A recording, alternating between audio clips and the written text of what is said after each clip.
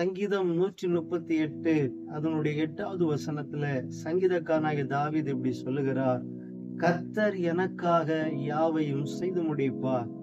அப்போ இன்னைக்கு ஆண்டவர் நமக்கு கொடுக்கிற ஒரு வார்த்தை, கர்த்தர் நமக்காய் யாவையும் செய்து முடிப்பார். அவரால் செய்யக்கூடாத அதிசயமான காரியம் ஒன்றுமில்லை.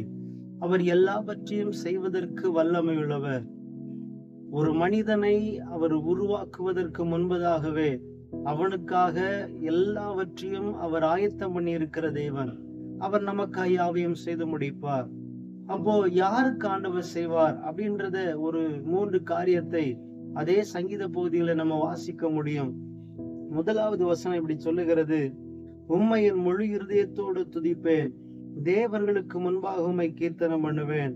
அப்போ முதலாவது தாவீது ராஜா சொல்றார், உம்மை என் முழு இருதயத்தோடு துதிப்பேன், தேவர்களுக்கு முன்பாக உம்மை கீர்த்தனம் பண்ணுவேன். உமது பரிசுத்த ஆலயத்திற்கு நேராக நான் பணிந்து உமது கிருபை நிமித்தம் உமது உண்மை நிமித்தம் உமது நாமத்தை துதிப்பேன். உமது சகல பிரஸ்தாபத்தை பார்க்கலும் உமது வார்த்தையை நீர் மகிமைப்படுத்தி இருக்கிறீர் என்று சொல்லி ஆண்டவரை துதிக்கிறதை பார்க்கிறோம். அப்ப முதலாவது கர்த்தரை துதிக்கிற தேவ பிள்ளைகளுக்காய் கர்த்தர் யாவையும் செய்து முடிக்க வல்லமை உள்ளவராய் இருக்கிறார். அவரை துதிக்கிற தேவ பிள்ளைகளுக்காய் எதை வேணும்னாலும் ஆண்டவர் செய்வார். இந்த ஜனத்தை எனக்கென்று ஏற்படுத்தினேன், இவர்கள் என் துதியை சொல்லி வருவார்கள் என்று ஆண்டவர் வேதத்துல சொல்லுகிறதை பார்க்கிறோம். ஏசாயா 43ஆம் அதிகாரத்துல அங்க சொல்லப்பட்டிருக்கிறது, என் துதியை இவர்கள் சொல்லி வருவார்கள். எதற்காக ஏற்படுத்தினாராம்? அவரை துதிப்பதற்காக, அவரை ஆராதிப்பதற்காக நம்ம ஏற்படுத்தி இருக்கிறார். சங்கீதக்காரன் சொல்லும் பொழுது எப்படி சொல்றார், கர்த்தரை நான் எக்காலத்திலும் ஸ்தோத்தரிப்பேன், எப்பவுமே நான் அவரை ஸ்தோத்திரம் பண்ணிக்கிட்டே இருப்பேன்.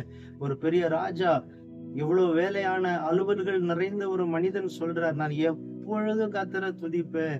இன்றைக்கு நம்முடைய வாழ்க்கையில அந்த அனுபவம் காணப்பட வேண்டும் என்று கர்த்தர் விரும்புகிறார். ஆண்டவரை துதிக்கிற அனுபவம் நம்மிடத்துல இருக்குமானால் நமக்காக யாவையும் கர்த்தர் செய்து முடிக்க வல்லமை உள்ளவராய் அவர் வெளிப்படுவதற்கு ஆயத்தத்தோடு இருக்கிறார். அப்போ ஆண்டவரை துதிக்கிற அனுபவம் நம்மிடத்துல அதிகமாய் வெளிப்படணும்னு ஆண்டவர் விரும்புகிறார். ஆண்டவரை துதிப்பதற்கு பரலோகத்துல எவ்வளவு மகிமையாய் தூதர்கள் இருக்கிறார்கள். நான் இப்படி யோசித்ததை சொல்றேன். நான் இப்படி என் கற்பனையில நான் யோசிக்கும் போது ஆண்டவர் எவ்வளவு பெரியவர். அவரை பரலோகத்துல 24 மூப்பர்கள் சேனைகளின் கர்த்தர் பரிசுத்தர் பரிசுத்தர்னு பாடுறாங்க. தூதர்கள் செட்டைகளை அடித்து அப்படியே பறக்கும் பொழுது அந்த ரெக்கையிலிருந்து புதுவிதமான இசைகள் புறப்பட்டு வரும் பொழுது அந்த ஆராதனை எவ்வளவு மகிமையா இருக்கும்ல. அந்த மகிமையான ஆராதனை வெளிப்படும் பொழுது இந்த பூமியில 2 பேர் ஒருமனப்பட்டு பாடினால் ஆண்டவர் அந்த பரலோகத்தில் இருக்கிற ஆராதனையை விட்டு விட்டு நம்முடைய ஆராதனையை பிரியப்படும்படியாய் அவர் இறங்கி வருகிறார். ஒரு ஆமென் சொல்லு. இறங்கி வருகிறார். அப்போ நம்முடைய ஆராதனையில கர்த்தர் பிரியமுள்ளவராய் இருக்கிறார். இன்னைக்கு நிறைய நேரத்துல நம்ம ஒரு பாட்டு பாடிட்டு இருப்போம். திடீர்னு யாராவது என்னமா பாடுற, நல்லா பாடவே இல்லைன்னா நமக்கு பாடுறதுக்கு பாட்டு வர மாட்டேங்குது. திடீர்னு குடும்ப ஜெபத்துல உட்கார்ந்து ஜெபம் பண்ணுவோம். யாராவது என்ன நல்லாவா பாடுற, நல்லாவே இல்லைன்னா சரி பிள்ளைங்க பாடிட்டு போட்டோன்னு நம்ம அமைதியா உட்காந்துருவோம். ஆனா அப்படி அல்ல. நம்முடைய ஆராதனையை, நம்முடைய பாடலை தேவன் விரும்புகிறார். நம்முடைய துதியை ஆண்டவர் விரும்புகிறார். பழைய நாட்கள்ல என் சின்ன வயசுல நான் கவனித்ததுல அநேக பரிசுத்தவான்கள் எப்பொழுதும் ஸ்தோத்திரம் பண்ணிக்கிட்டு ஏதாவது வேலை செஞ்சுக்கிட்டு இருக்கும் போது, நடக்கும் பொழுது, அவர்கள் பிரயாணப்படும் பொழுது எப்போதுமே கர்த்தரை துதிக்கிற ஸ்தோத்திரம் பண்ணுகிற அனுபவங்களை நம்மால் கவனிக்க முடியும். ஆனா இன்றைக்கு அந்த அனுபவம் நம்மிடத்துல குறைந்து போய்விட்டது. ஆனா இங்க ஆண்டவர் சொல்றார், கர்த்தரை துதிக்கிற தேவ பிள்ளைகளுக்காய் கர்த்தர் எதை வேணும்னாலும் செய்வதற்கு வல்லமை உள்ளவராய் இருக்கிறார். ஒரு முறை ஒரு ஆலயத்துல ஒரு தம்பி கீபோர்ட்லாம் வாசித்து பயங்கரமா ஆராதனை நடத்தி கொண்டிருந்திருக்கிறார். அப்போ அந்த ஆராதனையில சபையார் யாவரும் மகிழ்ச்சியோடு கர்த்தரை ஆராதித்து கொண்டிருக்கிறார்கள்.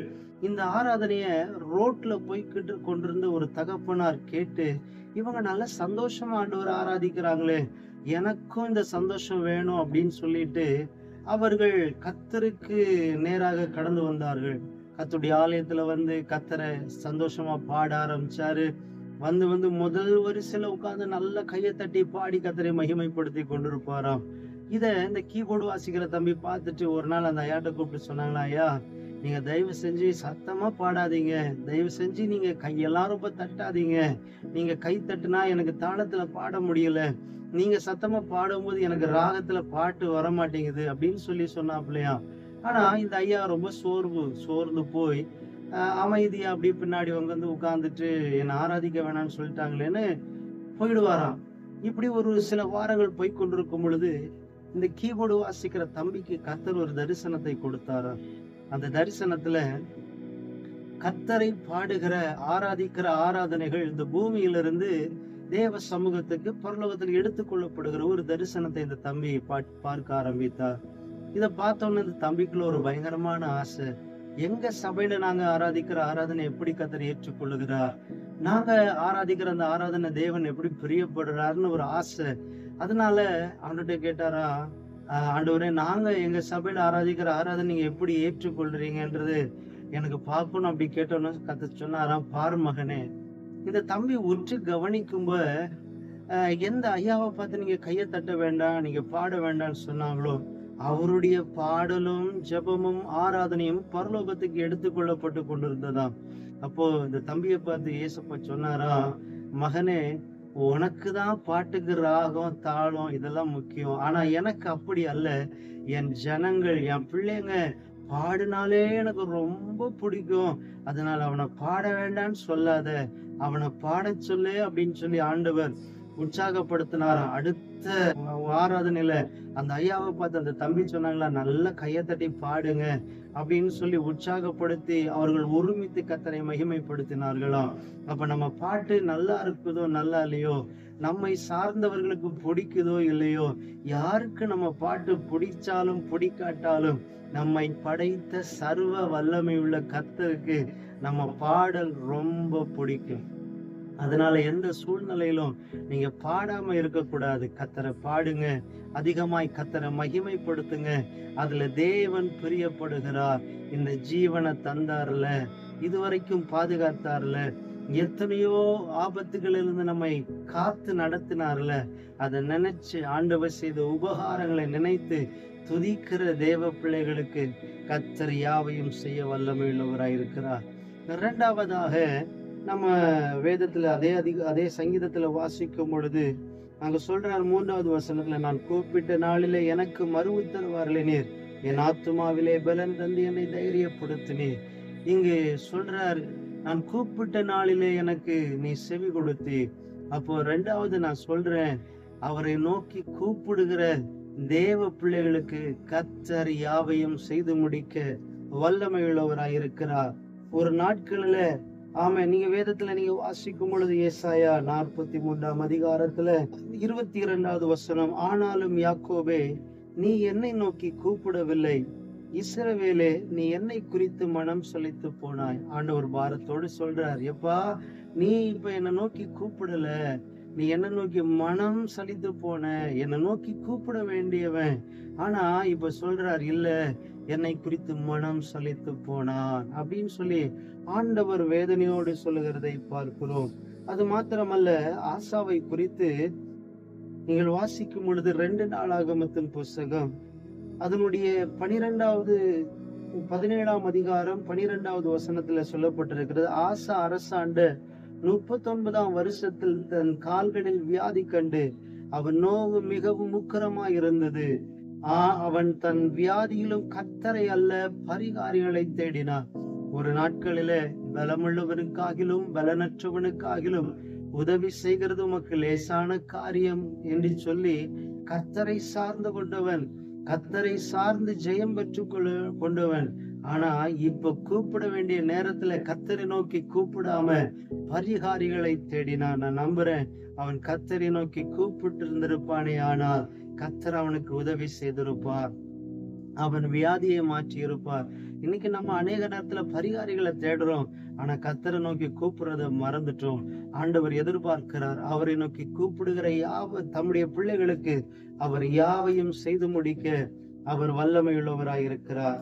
3வதாக அதே சங்கீதம் 138ல அதனுடைய 6வது வசனம் இப்படி சொல்லுகிறது, கர்த்தர் உயர்ந்தவராய் இருந்தும் தாழ்மையுள்ளவனை நோக்கி பார்க்கிறார், மேட்டிமையானவனையோ தூரத்தில் தருகிறார். 3வது, கர்த்தர் உயர்ந்தவராய் இருந்து தாழ்மை உள்ளவனை நோக்கி பார்க்கிறார். மூன்றாவதாக, தாழ்மை உள்ளவர்களுக்கு கர்த்தர் எதையும் செய்வதற்கு அவர் ஆயத்தத்தோடு இருக்கிறார். அவர் யாவையும் செய்து முடிப்பார்.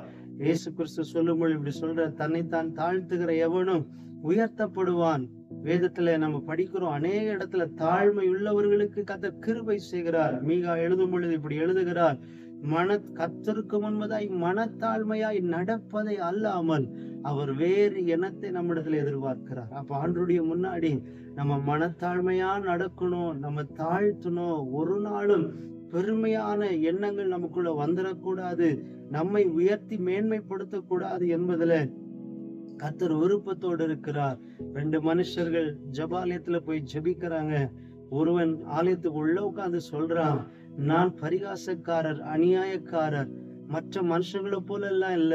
நான் வாரத்துல 2 தடவை உபவாசிக்கிறேன், தசம பாகம் எல்லாம் கொடுக்கிறேன், நான் எல்லாம் கரெக்டா செய்யறேன், வெளியே நிக்கிற இந்த ஆயக்காரனை போல எல்லாம் இல்ல அப்படின்னு சொல்லி தன்னை ஜெபத்துல மேன்மையாய் உயர்த்தினான். ஆனால் வெளியே ஒருத்தன் நின்னு சொல்றான், தன் கண்களை வானத்துக்கு நேராக ஏறெடுக்க துணியாமல் தன் மார்பில் அடித்துக் கொண்டு, பாவியாகி என் மேல கிருபையாரும் என்று ஜெபித்தான். இயேசு கிறிஸ்து சொல்றார், இந்த வெளியில நின்று தன்னை தாழ்த்தினாவனே அவனே நீதிமானாக்கப்பட்டவனாய் திரும்பி போனான். நான் சொல்லுவேன், ஜெபத்துல கூட இன்னைக்கு 5 மணி நேரம் நான் ஜெபிக்கிறேன், 10 மணி நேரம் ஜெபிக்கிறேன், நான் வேதத்தை அவங்களுக்கு தவறாம நான் இத்தனை முறை நான் வாசிச்சிட்டேன், இன்னும் வாசிக்கிறேன் அப்படின்னு சொல்லிட்டு அந்த காரியத்துல கூட நம்ம உயர்த்துறதுக்கு ஆண்டவர் நமக்கு பர்மிஷன் கொடுக்கல. ஜெபத்துல கூட நம்ம மேன்மையாய் உயர்த்துவதற்கு ஆண்டவர் அனுமதிக்கல. நம்ம 1/2 மணி நேரம் ஜெபிக்கிறோமா, அவங்களுக்கு ஆண்டவர் அந்த கிருபையை கொடுத்திருக்கிறார்.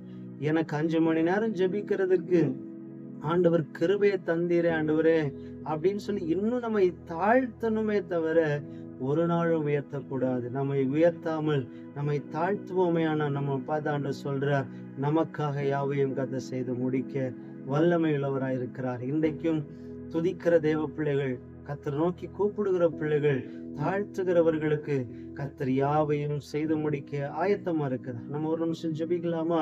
பரிசுத்தமுள்ள பிதாவே, இன்றைக்கும் ஆண்டவரே இந்த வசனத்தின்படி உம்முடைய சமூகத்துல உம்மை மகிமைப்படுத்துகிற, உம்மை துதிக்கிற, உம்மை நோக்கி கூப்பிடுகிற, தங்களை தாழ்த்துகிற உம்முடைய பிள்ளைகளுக்கு கர்த்தர் யாவையும் செய்து முடிக்கிறவராய் இன்றைக்கு தம்முடைய மகிமையை விளங்க பண்ணும். இன்றைக்கு கர்த்தர் எதை உம்முடைய பிள்ளைகளுக்கு செய்ய ஆயத்தமா இருக்கிறீரோ அவைகளை இன்றைக்கு உம்முடைய பிள்ளைகள் பெற்றுக்கொள்ள கர்த்தர் உதவி செய்தருளுவீராக. தொடர்ந்து கிருபையாய் நடத்தும். இயேசுவின் நாமத்தில் பிதாவே.